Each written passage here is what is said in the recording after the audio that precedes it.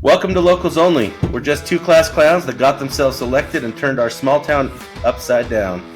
We're your hosts, Rich Wood and Jared Gray. Join us as we pull back the curtain on local politics, stir the pot on community folklore, address the great assumption epidemic on local social media groups, and serve up a generous portion of laughs. Buckle up, Eagle Mountain. It's going to be a wild ride. Oh man, here we go. Let's start off with something interesting about the Cedar Valley. A forgotten county. This is something that Rich just taught me, and I farmed here. I didn't remember this. A forgotten county in Cedar Valley was once its own county in the Utah Territory prior to becoming a state, called Cedar County, with Cedar Fort as its seat. It existed from 1856 to 1862 before beginning and reabsorbed into Utah County. The city of Eagle Mountain maintains 5 regional parks and 53 neighborhood parks, totaling 50 miles of paved trails and 85.5 miles of trails for OHV, mountain biking, hiking, and horseback riding. Another interesting fact. Lots of trails. I've been saying lately that I think that's part of our identity here in Eagle Mountains, our trail network and trail system. Well, I think, one of the cool things about that, though, is people ask, well, what is it that you have to offer in Eagle Mountain? And I think that's the essence of what it is. I mean, it's hiking, biking, OHVs, and horses. I mean, that's who we are. All of the other things are things that have been added to that.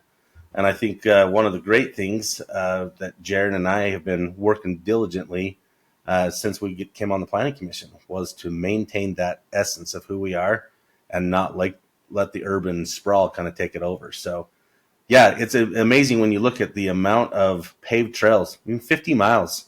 That is an incredible amount to be able to take care of. Maybe that gives a little bit of insight to our residents, the challenge that exists to be able to take care of that type of open space. Because I think a lot of times we think of, taking care of parks as that's all there is, right? But the trails added on top of that, that's huge. That's a huge burden.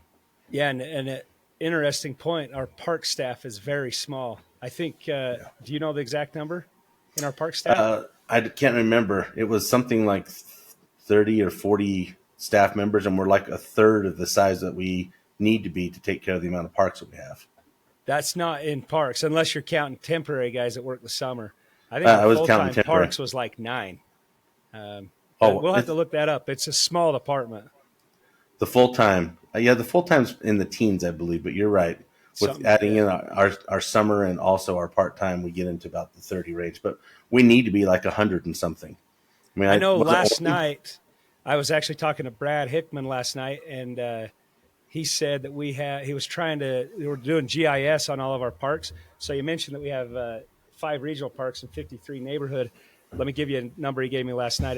It's like 500 acres of park space, grass and so forth. And he's not done. He said, I'm at almost 500, and we've still got more to go that he's kind of mapping out. So think of that, 50 miles, but 500 acres. Yeah. Every well, I think, to the conversations that we've had recently about, why don't we turn this into a park? I think that the answer to that is that we already have a large amount of parks that we need to take care of, and adding small parks is probably not a good plan going forward. Regional parks is probably a better, more beneficial use to the citizens. So one other interesting thing also is just kind of, I wanted to go into the number of hiking and biking trails that are available.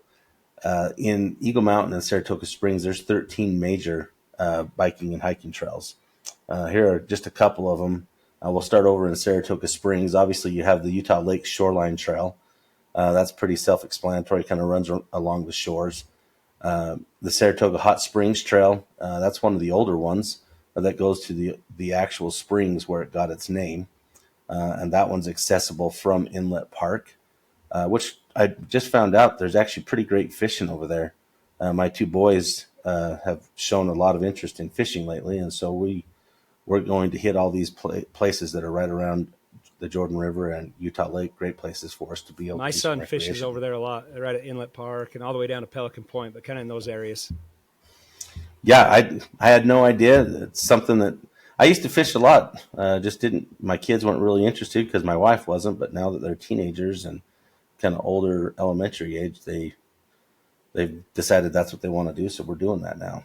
And look, I'm a little spoiled when you say great fishing. Maybe it's fun fishing, but the type of fish. I, I actually August 8th and 9th, I'm headed up to Oregon to catch some salmon and halibut and stuff like that. We're going to go out right on the coast and kind of in that inlet to the Columbia River. So when I think of great fishing, I think of fish that I actually like to eat. And Utah Lake, there's not many of those. No, Fun no. fishing, fun fishing. I think that I mean, catfish is actually pretty good eating. I don't mind bass. I am. You can I'm have a all of little. them. I'll stick to the Yeah. salmon and halibut. I'm a little nervous about eating them out of that lake, but yeah, There you go. Now you see what I'm saying. yeah. You want to hit some of these other trails that are on here? Let's see. You said Israel Canyon. We got the Jordan River Parkway Trail, and obviously that one. Well, you could get on that and go all the way to the Days of 47 Rodeo this week, where I'll be. Well, and Uh, that one's one that we're actually currently working with Saratoga Springs and the Mountain Land Association of Governments to connect our trail system to. And then you literally can go anywhere in Eagle Mountain and just exactly what Jared said, all the way up to Salt Lake City. And it I goes think all the way that to Rose Park. it, now I heard that they were trying to connect the northern portion along the Legacy Parkway down to that as well, like up in Weber and Davis County. So I think that the idea is to have this trail system that literally runs, I-15. Man, that would be So fun. A great place for mountain bikers and stuff, yeah, or even road bikers, I guess, probably more because it's a paved trail. And I golf even at Thanksgiving Point, and the bikers are using that trail, and they're not in the roads. It's kind of a safe alternative to biking that still gets you north and south. And if you're needing to go to work or something, you can jump on the corridor that you need. So that's a great, safe parallel route to Redwood Road, for instance. yeah. So The the other trails we have here, just quickly to hit some of these. There's the Saratoga Springs Canal Trail. Uh, that has actually some partial tree cover on it, which is nice if you want to get out of the sun. Harvest Moon Trail, that's in Saratoga Springs. The Wade Springs Trailhead, Murdoch Canal Trail. Those are both simple, family friendly trails that you can go and do. the Murdoch Trail is And another real popular biking trail. That's a good one. yeah, And I think pretty long, goes clear down through Provo, I believe. yeah. And then there's some other trails: the Wade Springs, Dry Canyon, Grove Creek, uh, Battle Creek, and then of course the one that we love the most is our Mountain Ranch Bike Park. It spans 30 acres and includes jump lines and slope style tracks that are included both on private and public land. That gratefully we've had some of our private partners allow those mountain bikers to be able to use that land, which has been great. Some of those guys down by BYU, also that Provo Canyon, the Provo River Trail is a pretty popular one. Yeah, so I think one of the things that I love about living out here is that the opportunities to be able to enjoy with your family, individually, with groups.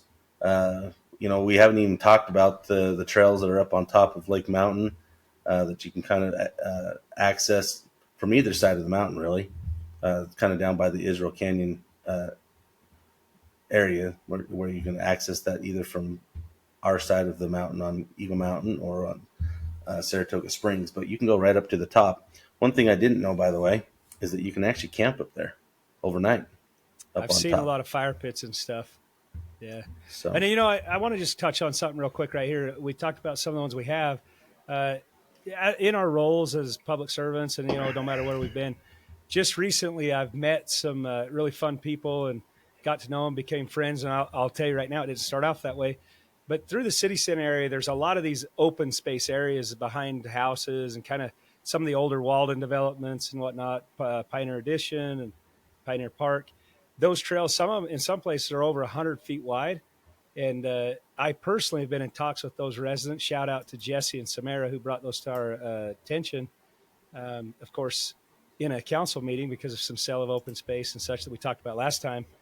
Since then, we've kind of been working on what could this area be, and definitely connecting those trails that would go all the way to Firefly through those network of systems in that area, and then it connects the power line corridor and on to that mountain bike uh, parks. So, there's continuing work, which is kind of why I started this off. By our identity here is kind of evolved into the biking, and I think if we could do some of those things in those areas, of course, water wise, we don't have a lot of water. It's a wide path, and we could have these little trails and whatever.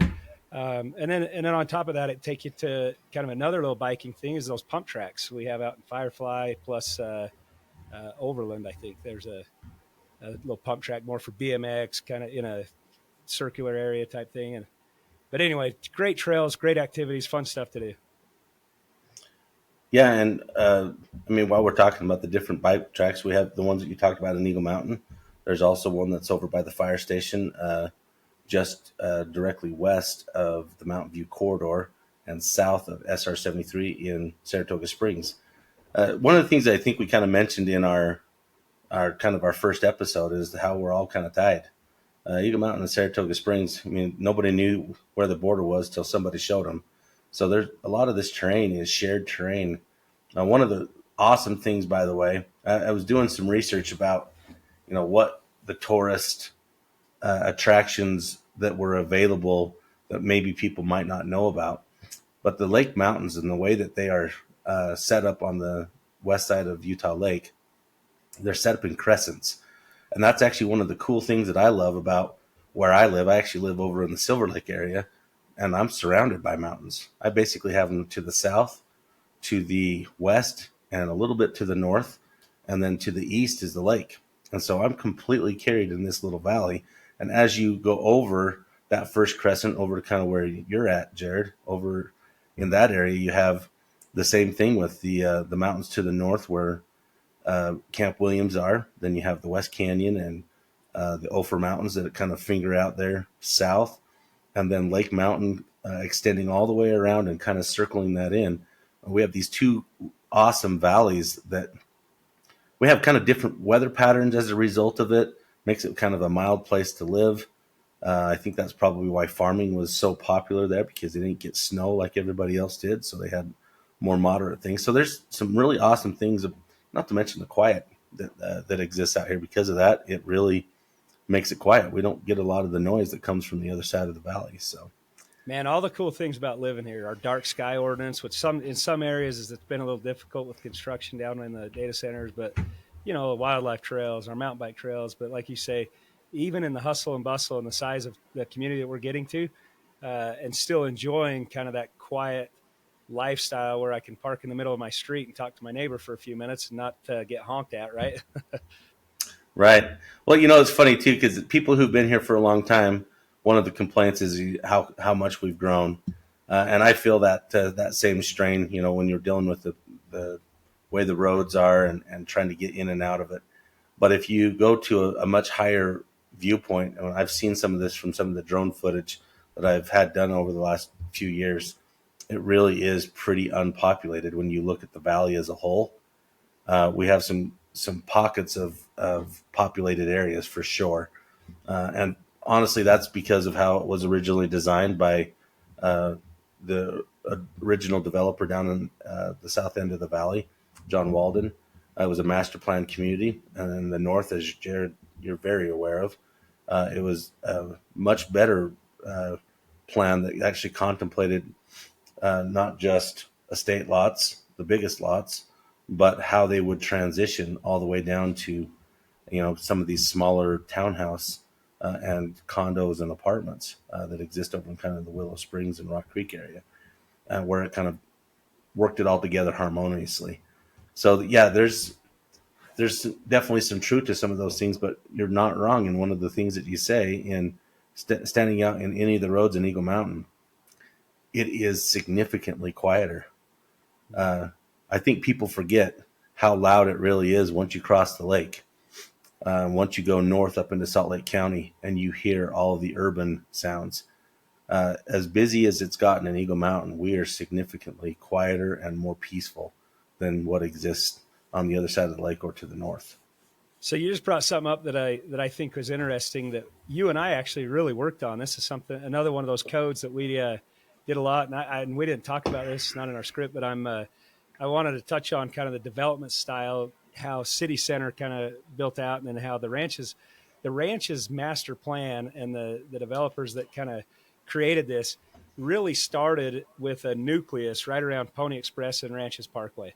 And that's where they started with some, and that's not where the building started, that's where the plan started, where kind of the higher density condos and townhomes are on those four corners and literally buffered away as they went out.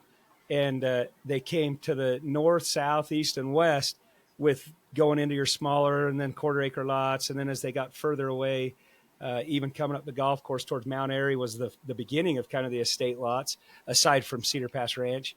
And they go out to the 1 acre lots and then some of the bigger 5 acre lots. But it literally started with a nucleus and moved out. And then, unbeknownst to us, I mean, I knew that because I was here in the beginning when that developed, how we kind of planned for that transition. But we didn't have in our code when we became planning commissioners a transition code that really reflected what they were trying to do. So you found zones that were kind of incompatible and how it worked. So something that we worked on is a transition code that literally says what uses can be where and how to buffer them, and whether that's a fence or a street or a type, or where animal rights can start being next to other things. So really, it's kind of interesting to see that the way they tried to do it and the way that we mirrored it kind of worked together later on. Yeah, I think that you make a good point too.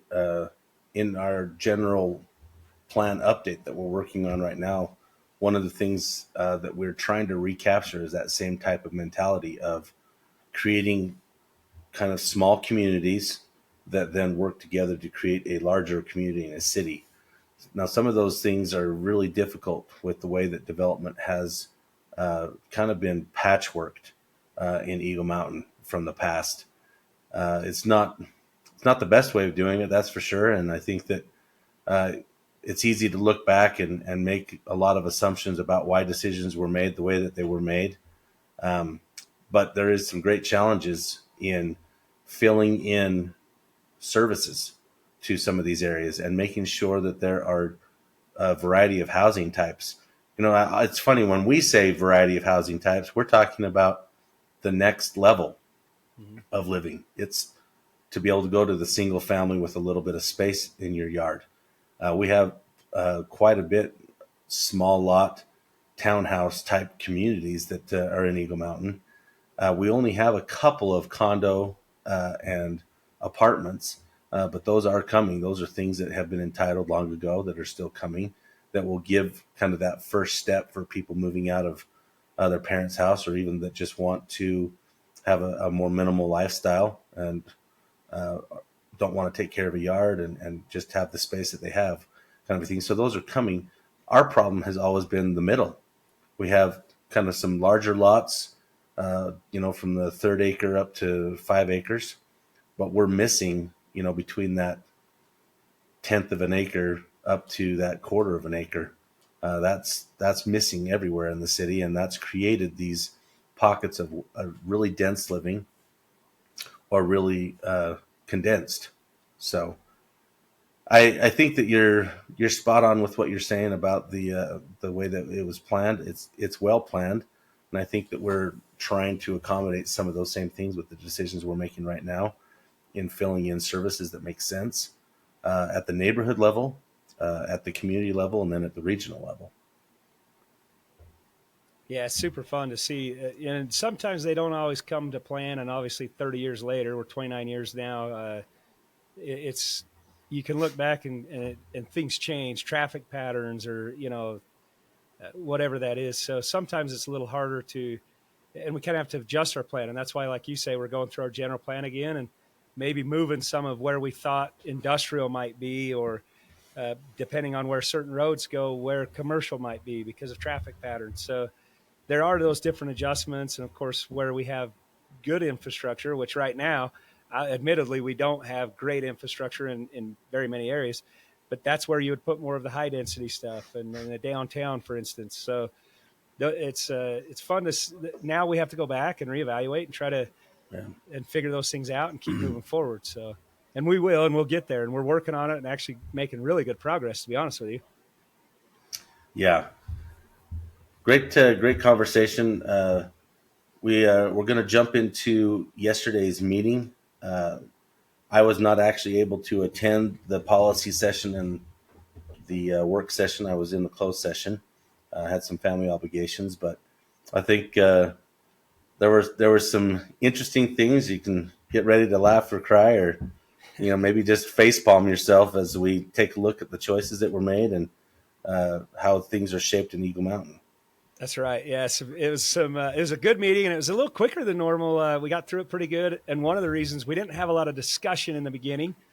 Usually in our work session, we sometimes have an hour and a half worth of discussion items where we're just kind of deciding what we might do. We didn't have that, so we jumped right into the agenda. We got a lot of things done in the beginning. That way, our policy session was able. We've kind of already worked through some of the agenda, so I'm gonna run through this the best I can. Uh, on the consent agenda, there was only two things. The first one, we were talking about approving an interlocal agreement with Utah County to construct a right-of-way acquisition for Old Airport Road.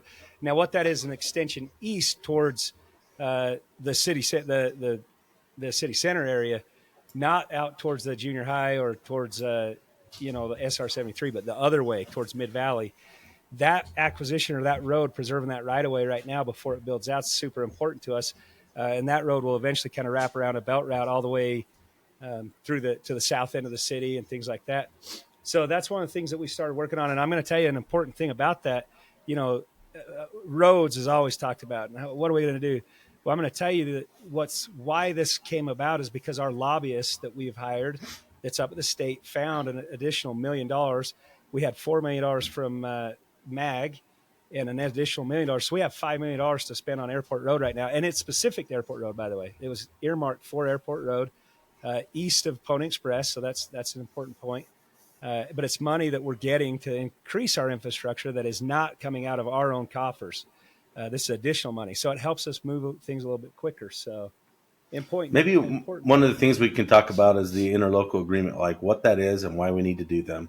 So interlocal agreements are usually between two municipalities. They can become there are interlocal agreements that can happen with private parties also, but they enable you to have access to the resources of each other. Essentially, that's what it is. So in this particular case, with the interlocal agreement with the county, we need to be able to have access to the money that has been set aside, those different pots of money, right? Essentially, so once we enter into that interlocal agreement, the $4 million and the $1 million can be combined to be used for that same road. So that's kind of the purpose of this one. Yeah. Hey, and remember, our school district was created with an interlocal agreement Yep. by bringing 4 cities together. Yep. Which So enabled all the cities to be able to make a decision as one. Yeah. Yep. The next item was a simple one. It was something that we've done the last 3 or 4 years. It was the Utah Department of Natural Resources, Division of Wildlife in Eagle Mountain City.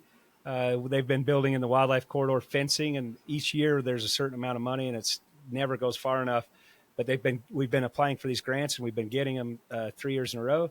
So we are continuing with our wildlife fencing to kind of keep that corridor preserved.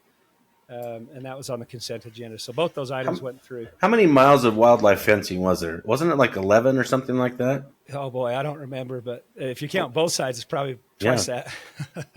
It's a lot of fencing. It's pretty substantial, and that is to kind of help preserve that corridor and to keep, the wild and the domesticated separate. Yeah, that's right. So the next one was, especially leading into the meeting, there's the information that was put out on the packet, even for the public, was a little confusing. And I don't want to say hot topic, but it did raise some eyebrows, was the sale of 2.15 acres for commercial development. But once we learned kind of what it was and we got into the meeting and got a little context, this one was fairly simple, but it definitely it was talked about before we went in there. So just to explain what this was, when the development over by Macy's and City Center was built, of course, there was 20 plus acres there, and it kind of started in the middle. But because of requirements and code and whatnot, development always has to retain their own detention water, their stormwater in a detention basin or retention basin. So that was built closer to the development so that they could get the water to it. But as it has built out, what all this is we're moving that 2-acre detention basin to further out into the development so that they can continue developing. So it's literally land for land, next to exactly what it is. It makes it so the road can go through. In fact, we actually got a tick more land for the basin, and part of that's for upsizing because there's going to be more surface area to catch water. But this was super simple for people to understand. It was we're just scooting the pond over, but because we didn't own it and we do own the pond, we kind of had to do basically land swap. So One that was thing I that wanted one. to point out on this one particularly is when the original site plan came to us, the developer wanted to build townhouses on the back end of this, right up against in fact, a lot of townhouses. And we negotiated with the developer at the time to be able to build the first part of it where the Macy's is and everything that's out in front of it. And told him, and I remember saying this, you're going to be glad that we're not going to give you this entitlement for townhouses because the commercial land and the perpetuity of money for your development will be far greater to provide these services for this area than it ever will be with a townhouse. And it's interesting now that we're at this point where they've brought back a new site plan, re-subdivided, and they understand that. They're not interested in chasing after the housing part of it, which we wouldn't grant anyway, but they're literally filling that in with every type of service available to the people down in the south part of the city that have been benefited greatly, frankly, You from bring that up a area. funny point because I remember those meetings and I can just laugh because I was looking at the data that they brought in, Yeah. and it was 20 acres and they were showing us different commercial areas, even in Lehigh. And they said, look, this one's 10 acres and this wouldn't develop in 20 acres of all commercial in 50 years. And, telling us that it would never go, and almost Yep. had me convinced like, well, let's preserve it. But maybe if we're going to do something, it wasn't going to be townhomes. I had different ideas. And anyway, within 3-4 years, I mean, I don't know how long Mesa's been open, but they're already like wishing they had 30 acres. I think Yeah. it's a I, great commercial area, and it's developing out very quickly, including across the street by City Hall. Yeah, one of the things. So you made mention of just kind of what the title of this one is. I think when people see disposal of land, that they automatically think that we're just trying to get rid of stuff. So there's some terms that they use with disposal of land that really just means we're either going to sell it or we're going to trade it for a more beneficial use. The reasons that we do those things in this case, Jared already talked about the fact that we needed to move the retention pond to have more usable commercial space, which ultimately is services for our residents. But there are other reasons too. Sometimes it's because we need a road. We need that land to be utilized in a more beneficial place in another area, which leads us kind of into the next item on here, where Yeah, there's a deal was made years and years ago as part of a master development agreement, and now they're calling their chip in from that master development agreement for us to come and work with them to move that land to another portion, essentially. Yeah, and that's down a little ways, but we'll jump to that one because it's in the same category of a land disposal. And I think what you were touching on is the some people get nervous like we're just selling it, or it's the process and the code that's followed to sell it or to exchange it that is why that's worded the way it is, because it's following the process.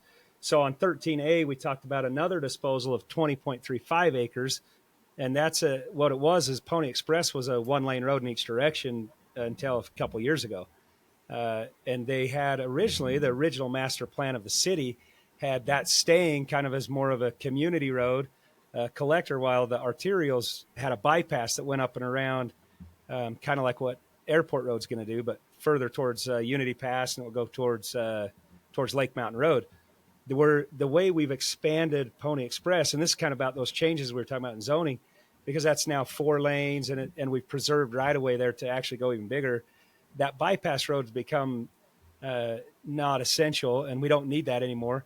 So now we're going to sell that back to the developer. We do still own it, and they're giving us fair market value in exchange for maybe Airport Road or Mid Valley Road in the same area with the same developer, where we can use the right of way, where now it's more effective. And back then we have planned for it there, but now because of the traffic patterns and everything we talked about before, that we're going to just basically trade that 20 acres for additional 20 acres somewhere else as we build the road. So we didn't identify where that 20 acre trade is yet, but we did allow in that pass to give us basically a credit, knowing that we will do roads in that area. So when we do, we can just exchange for the land bank that we have to build those roads. So again, another originally, even I was kind of like, real hesitant to enter into this agreement, not knowing what it looked like, and it's gonna pan out pretty good. So I think we're Well, in good shape. one of the things to remember about this is the resolution. So the agreement's still going to come before us. There's some negotiation that needs to take place. The council will have to go over the terms of that agreement and make sure that it is exactly what we're expecting, and any other basic requirements that we put on this agreement. So again, everything's in steps. This is one of those things I wish that there was a way to broadly share with the people, not just in Eagle Mountain, but all throughout Utah, frankly, of how the process of municipal decisions are made. We are a political subdivision, so everything we do starts at the state. So they dictate pretty much every way that we deal with everything, and there are boundaries of how we can dispose of land and the process that has to happen. And there's a legal process that we have to follow to be able to do that. It doesn't all just happen at once. So a lot of times when the citizens see something and they're like, well, why didn't anybody tell me about it? It's probably because it started off with something very simple as a master development agreement or a site plan. And then years later, I mean, we're talking, this is probably 6 years since that was done.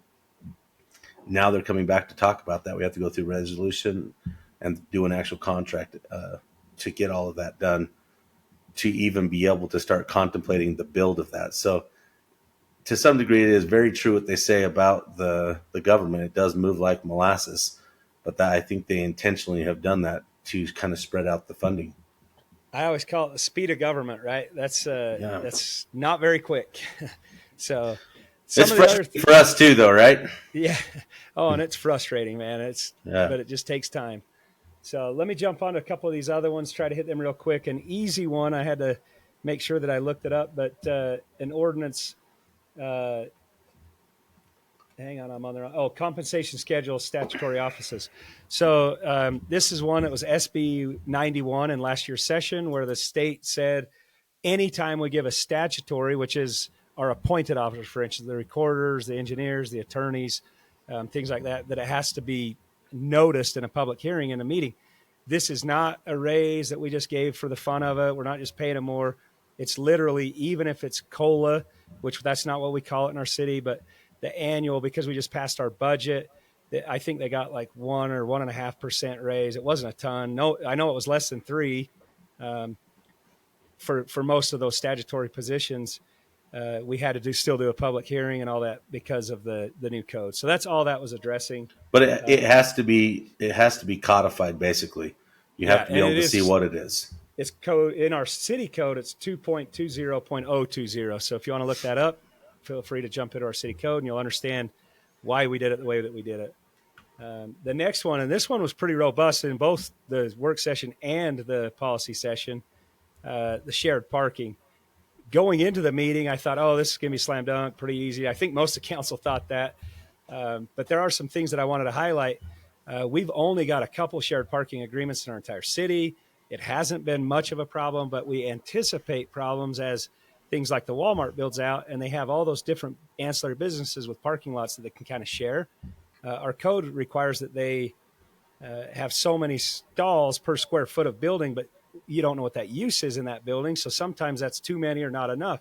So it allows you to kind of, if you have a higher use, meaning higher traffic or higher parking need, but some of the others, maybe they're just a drive-through that doesn't need as many stalls, you can use some of those parking stalls. And we used to allow up to 50% shared parking. The proposal came back at 40%. One of the things that I was really hesitant on is because once you agree with that at development stage, it kind of sticks because you don't know if somebody moves or grows or leaves the area or whatever business comes and goes as Tennessee turns over, that you're still going to have enough stalls because once it's built, it's built. So I was one that really pushed for 35%, which I don't know if that was enough to only allow up to 35% of the shared. Otherwise, you have to meet the requirement. I got a lot of pushback on that, and I'm going to tell you, I thought it was going to be a 3-1 vote. Everybody kind of continued to comment that they're okay with it. They're okay with it. So then we had the public hearing, and I think most of the people there ended up speaking in favor of going less. And the council kind of changed, and we did get it passed at 35. That was the only change that was in there. Now, I do want to bring up some of the highlights, especially Council Member Clark brought up some really good ideas or good points that we need to keep in mind. We don't want to scare business away. We want to make sure that we're friendly and not too too expensive to bring their business here by requiring too much. So great job by Councilmember Clark in representing, of course, at the chamber and knowing kind of what the business needs, things like that, keeping us on our toes to make sure that even though we want to protect ourselves, that we don't make it so hard that we can't grow economically. And so lots of good conversation there on the business perspective and how things change. And anyway, that's one that we got done, and it was pretty one of the robust. difficult things about that conversation is there's the moment in front of you, right? And a lot of times when we're making decisions, it's for the applicant or the situation that we're dealing in there, that moment. And I think it's very easy to be sucked into the moment and remember that we also need, like you said, what happens if that tenant moves out and a different tenant moves in and there's a different use for it, and to balance making decisions that are in the moment with decisions that have impact, 20, 50, 100 years down the road. I'm glad that you propose going to 35% because to some point there needs to be some capability of standing on their own and not using, a large amount of parking that could be used for another business. And sometimes you have some of these businesses where you come in and they only have 2 parking spaces in front of their building, and the rest of it's all been earmarked for somebody else. And there's not ample parking to go get a sandwich or to go in and get your taxes done or whatever it is. And so I'm always kind of in favor of, you need to have sufficient parking to be able to run your business that belongs to you. And then there should be some shared parking that can be beneficial to, regardless of what the business ends up being. Yep. We need to be able to have that balance in there. So I'm glad that you proposed that. Yeah, and that was one of the things I was focused on. So obviously that was on my mind. I brought it up here. But one of the other things that Councilmember Burnham and Wright kind of battled back and forth was what the 100-foot rule. So if you do shared parking, it has to be 100 foot from the entrance. And the way our code is written, sometimes the building faces the road and the parking's in the back. So where's the entrance? And, there was some discussion about whether it should be more or less, or what do we do here and there. And we ended up leaving it the 100 feet. But we had to really contemplate and talk through, well, what does this mean? And what does that mean? And I think we nailed it, to be honest with you. At the end of the day, that did pass. And I think the intent of what we're trying to accomplish is good. And I think takes care of the businesses, and I think we're good. So let's roll on to the next one. Shared parking. Drive-through lanes. And this one, some of us really didn't have. We had an expert in the audience who's done hundreds of drive-throughs, right? And so he kind of shared, of course, if you've ever been stuck in a drive-through, if you had a medical emergency, but worse than that, if you have a medical emergency at home and the people that are on duty are getting a sandwich and they can't get out, because they're in their medical vehicle or the emergency vehicle and they're stuck behind people and they're locked in by a wall or curbs on the side, they're honking and turning their lights on and people don't have anywhere to go. So, I mean, it's not just if you're stuck in line, it's sometimes if some of our first responders got to stop and get a drink or get some lunch. So again, this is one of those ones that we kind of worked through, and I think having escape lanes is a good idea, but I think that we need to evaluate those kind of on a case-by-case basis. So that's kind of where that one went through. I didn't see the outcome of that one. What did you guys end up doing on that? Now you're going to make me remember. I think we tabled it. That's the right I don't decision. know that we really had an answer as to when you could or couldn't apply it. So we're looking to kind of tighten that up. And the vote obviously was unanimous to table, but we wanted to kind of maybe allow for exceptions or something like that. So, well, I'll give you kind of my 2 cents on this because I've been in both situations, by the way, where there really is no way to get out, and you can have a stalled vehicle. It may not even have anything to do with the business. Somebody's vehicle won't move, and you literally cannot get out of there. So it traps people in there. Whether it's safety or not, it creates a frustrating situation that can inflame tempers and things to that nature. But also, people change their mind. I mean, all the time. And if there's not any way for them to be able to get out of there, to be able to move, yeah, there is a cost associated with that too. Usually, if they're in that part of it, they've already ordered their food. But if they've been waiting in line for an hour, I think they can probably say, I'm good. You know what Something I mean? happened. Yeah. Yeah. So there needs to be some capability of whatever the reason is, people shouldn't be locked in by a wall or a curb. Yeah. So 12D, just as a quick note, was scratched from the agenda. It had to do with animal housing and stuff, and it wasn't ready. So it was actually taken off the agenda before the meeting. 12E has to do with our code 1710.030, the development standards table. And what that is lot frontages. And I had some questions on cul-de-sacs, but mostly has to do with our multifamily and parking Yeah. and such in front of a house, like townhomes that don't really have any frontage, and where do they park? And so that was part of that discussion in some of those zones. So then we already talked about the 20 acres. The next one was signs, and this was another one. Surprisingly, I thought we'd get right through it. A little bit robust Never, as to never. The I sign don't know one is which one of always, us. Yeah, who is it that can't shut up? But I think it's all of us. We all have our comments, right?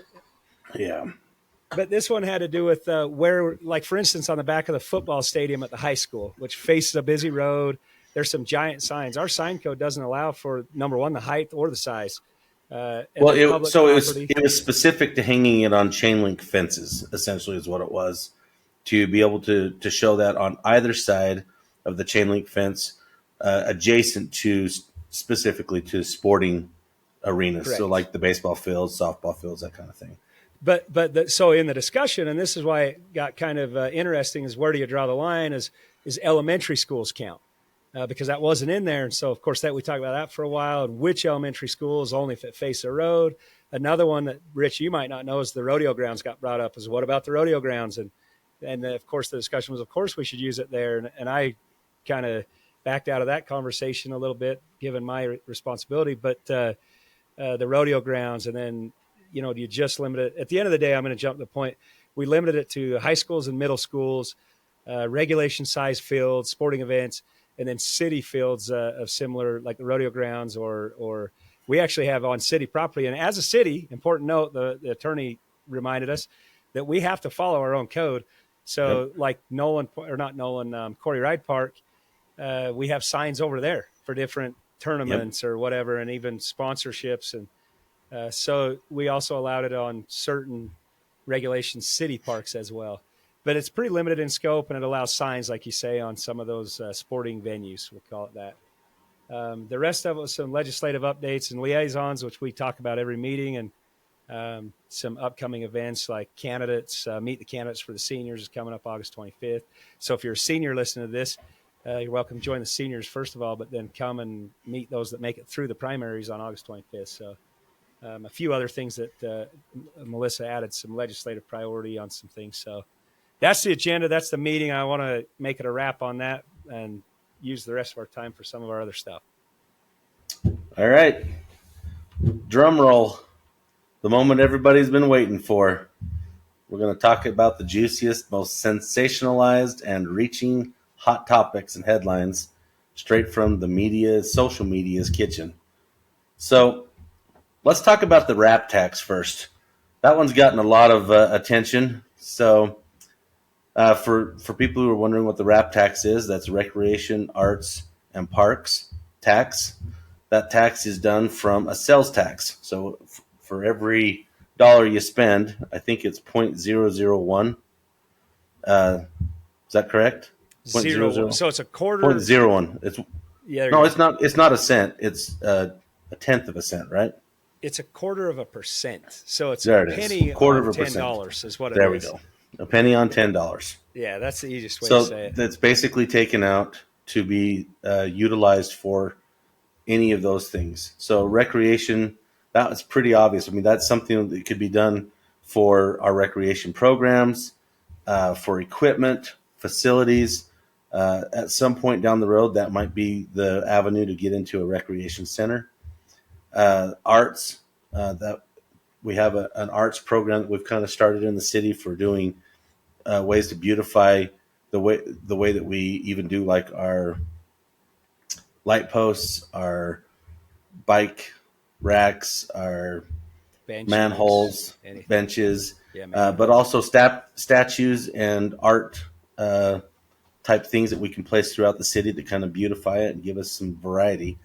And then, of course, So parks, some of those right? statues you're talking about, like the Angel Garden at the cemetery, has and then there's a military guy that's kneeling down that's got a bronze statue, which is donated by one of our very own, him and Yeah. his wife, and so those are the arts things that we could add, and of course with the new city hall. Yeah. Um, And it's interesting that people, so this is why I think it becomes a hot topic. People see tax and don't do any research, they immediately jump into we're being taxed more. And I'm going to tell you that I probably as guilty as anybody else before I got involved in municipal government. That when I saw a tax, I'm like, I mean, seriously, how many more taxes can we pay? But at the end of the day of that conversation, is that's the way that you pay for things that exist in your municipal government, whether we're talking about a city, a county, um, even some of the regional type things that are available. Now, wait a minute. This applies to our conversation. Everybody's complaining about our open space and our parks are Yeah. not taken care of. Rich, and why are you not taking care of our city? You dumb people up there at the city. Why is it not Well, taken care of? we're literally trying to address the very concerns that people Oh, but have. don't you take no more money from me. I just want Well, you to take care of it now. well, so here's the funny thing. So, what are our options, right? We can do something like a wrap tax that comes from sales tax. So you have control over that. It's what you spend. When you spend your money, you're taking, you know, a very small amount and collecting that from what people buy. The other option is to take it out of your property taxes. Which is And I'm never a gonna good place to tax. And that's what no, we agree no. with. And I think the We people, always yeah. we want to stay away from increasing property taxes because they rarely go back down. I think when there's an opportunity for that to happen, I'm 100% in favor of that. I'd like to relieve some of the burden of that, but the amount that we tax off property tax as a city is small. I'm going to get Uh, into that, and we'll come back to that in just a second if you'll let me. But I want to read some key facts so that we can get into this discussion. let's hear it. I noticed that the city has put this out the other day, and I think this really wraps it up well. But I want to point people to it. Key facts: the RAP tax is not a property tax. We just touched on that. Correct. It applies only to purchases made inside city limits. Now I'm going to come back to that in a minute, excluding groceries, gas, and housing. So it's only I'm going to call it luxury items, but it's non-essential purchases. Um, it can be used for city-run programs and granted to nonprofits and organizations. It empowers residents to shape how the city grows. Oh, by the way, residents make up a board of how this money gets spent. Right. There will be created a resident board if this passes, and if you wanted to get on that board, you decide where the money goes. So it's in the hands of the residents. Supports quality of life. What does this RAP tax do? It funds parks, trails, splash pads, open space. Now, this is the one that I wanted to get you. Youth sports and recreation programs. Rich, you love our youth sports here, right? That's why you go to Saratoga. Well, I'm going to tell you it's Probably ought to leave something that one alone. No, I've been very open about that. There's some things that we need to improve our recreation program. I think that people within our own recreation department know that we're underfunded, undermanned. Our programs most of them are third party. That was by design of previous councils and administrations that designed to do that. We've far exceeded our capacity to be a third party recreation provider. We need to bring that in house for a lot of reasons, frankly, but to make it more available to some of our lower and middle income families. Third parties, they don't really care about that. They care about making a profit. Profit. At the city level, we bring that But in. to There's make it ways for us to be affordable, able to literally, help we have to charge fund for that that, so that right? every And kid people, has an again, they're like, opportunity hey, to I be able want to this be involved in a affordable. team sport. Yeah, sorry, I think I might have been walking on you there. But to make it affordable, it's raise taxes because we got to subsidize it, right? And that means everybody pays, or have a program like this that we can subsidize it, make it more affordable for everybody. Right. But through this program, so it's not property tax and some of those other Right. taboo things. So cultural programs and events. Now I'll just touch on events. I saw, and it looked like, and again, this doesn't mean everybody, but multiple people on social media after the 4th of July fireworks, best fireworks show we've ever had. Well, guess what? Yeah. This would fund the fireworks, and that money could be used for other things rather than coming out of our general fund. Yep. And I do want to touch on that. That was one of my great ideas, but I also The think, fireworks. yeah, and Yeah. inexpensive is where I was going with that. I don't want to sound like we're being frivolous here, but that's very inexpensive for how good it went. And shout out to Don and our Yeah. events department. So, but Well, the thing this is, would cover like, that. there's things you spend money on in cities, and there's things you don't. And the Yes. responsibility of municipal government is very different than that of the state or the federal. And in fact, in our next episode, we're going to talk a little bit about structure of government. When you hear, I'm going to say politicians and candidates alike that make broad statements about the U.S. Constitution and all that, that are true in federal and state relationships, but rarely are true when we're talking about municipal government and separation of powers, etc. So I Especially in think that functionality, right? yes, so the responsibility of the municipality is to create community, to provide public safety, quality of life. Quality of life is always going to be surrounded about gathering people together. Some of the best Agreed. cities to live in the United States have the best parties. I'll say it that way, and it makes it seem like it's frivolous, but the reality of it is if you get people to congregate, to come together, they're better neighbors, they're more patient with each other on the roads, they're more apt to be volunteers in taking care of our city and volunteering in the programs. All of those things make for a better city, and it's the purpose of a municipality. So I think yeah, the RAP tax is going to be great to be able to help offset some of those costs. So that, to your point, the general fund can be used for some more pressing things. and really important touch on what you were talking about there is to the quality of life, but it also, even though it enhances certain things, there's actually, when you have a community that gathers and that has good events in those cities, the other ancillary effects of that are crime goes down, especially petty crime, but also violent crimes. And so it's got huge effects on social and psychological outcomes that make it a better place to live, a happier Yeah, community. Um, agreed. so the last few things, just touch on that one. By the numbers, I'm going to say we're a population of almost 75,000 people. Just so you know, if you're shopping anywhere in Utah County, about 16 cities are already doing this. 16 cities of our 20, almost all of them, especially our surrounding neighbors, every one of them, Lehigh, Saratoga, etc. We already said it's 1 penny on every $10. The estimated amount of revenue that this would bring in, according to last year's sales tax collected, not including the non-essential, right, was about $600,000. We could do a ton with Yeah. $600,000. So it's a great thing. And I have to touch on this. It says here, if this passes, it's only for 10 years. And I say only, meaning it's Yep. not forever. Like you said, property tax, that you never know. Once it's passed, it's passed. Yep. This absolutely expires. If you do it again, you have to pass it again.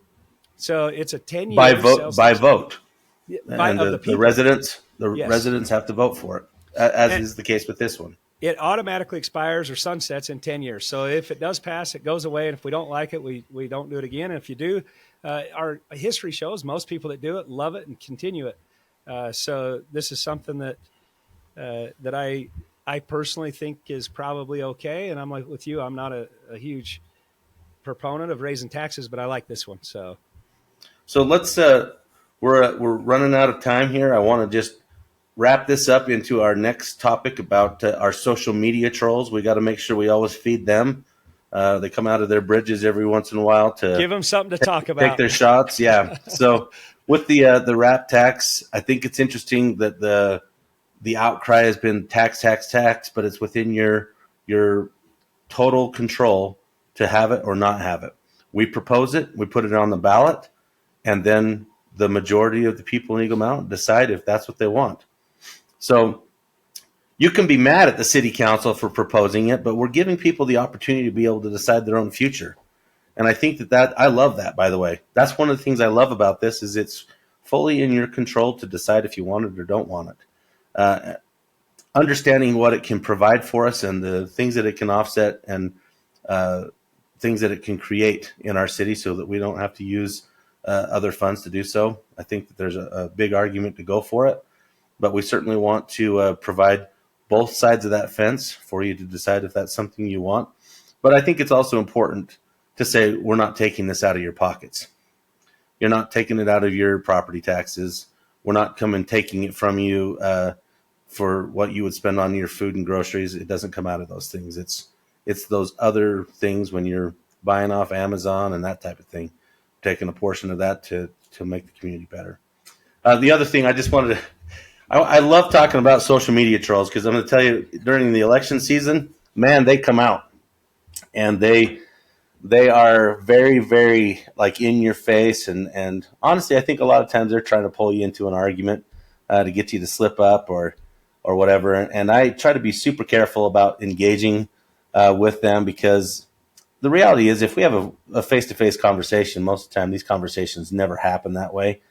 People are generally respectful face-to-face. That's not always the case, I think, but there's that element of anonymity that people like to have, in social media where they can say things that they would probably never say to somebody face to face because it's just, it's not nice to be unnice to people all the time.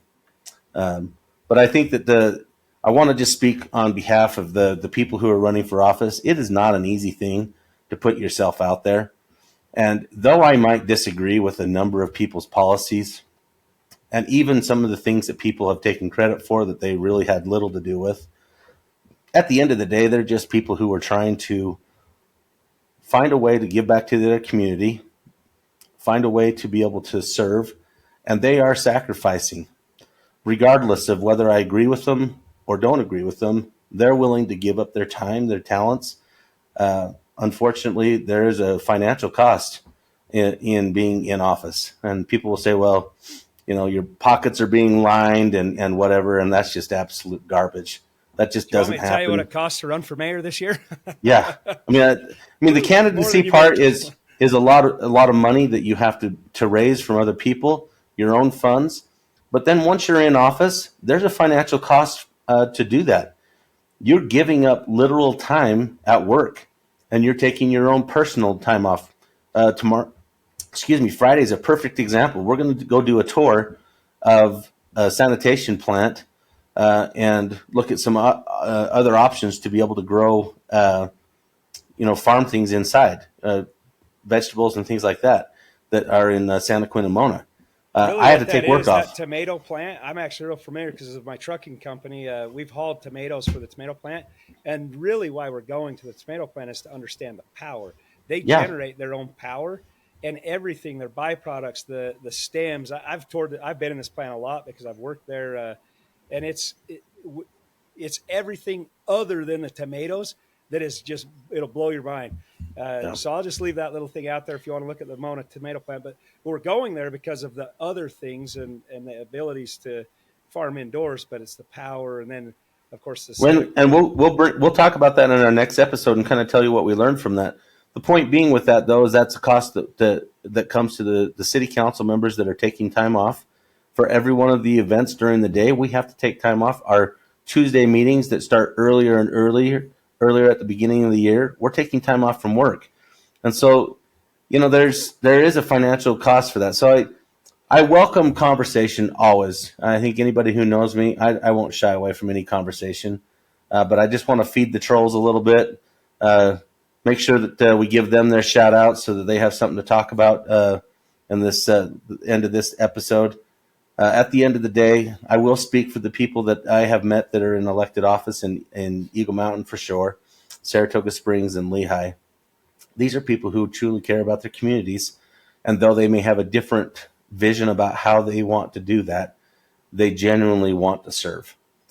So I think I want to just say that even if they're an opponent of mine or even an adversary, I give everybody that credit. I think that everybody, their heart is at least in that place. We're at the end of our time, my friend, and so we're going to wrap it up. There's a lot of things that we would like to be able to talk about. I do want to give a little bit of a preface of what we're going to talk about in our next one. We'd like to bring some special guests in. We're going to give a teaser. Yeah, a teaser. That's the right word. We're going to bring some special guests in from not just elected officials, but business owners, prominent people in Utah. people that are living in our community that would like to talk about things in their neighborhood. So I'm excited about what this has already become. People have asked why we're doing it. And I think that for me, the obvious answer is we want to communicate better. This is an opportunity for us to do this. And I do want to answer one of the criticisms of doing these podcasts of we're only going to do this until November 4th. That I'm just going to answer that. That shows how very little homework you've done into how long this has been around. And the initial thing where it was like a newsletter, the intent is to talk with people, to get information out, to communicate and show things that are great about our community. And that's going to far outlast any time that we serve in public office. Yeah, and you started, I mean, like you said, the newsletter actually came out a number of years ago. And then you and I actually started talking about doing this way before we even contemplated any new run for me. And of course, you're not running, but back in January, we were going to start it. And we were already talking almost a year ago. We were talking about getting this online. And man, I don't know what took us so long, but I'm glad we're going. And hopefully we can keep it on the regular and go. And this will go for as long as we can make sense of it, at least, right? Yep. So, and there you have it, folks. Yeah, we're just two regular guys trying to do something good in the city we live in. We'll catch you on episode 3. Did you say regular guys or did you mean class clowns? You fill in the blanks. We'll see you next time.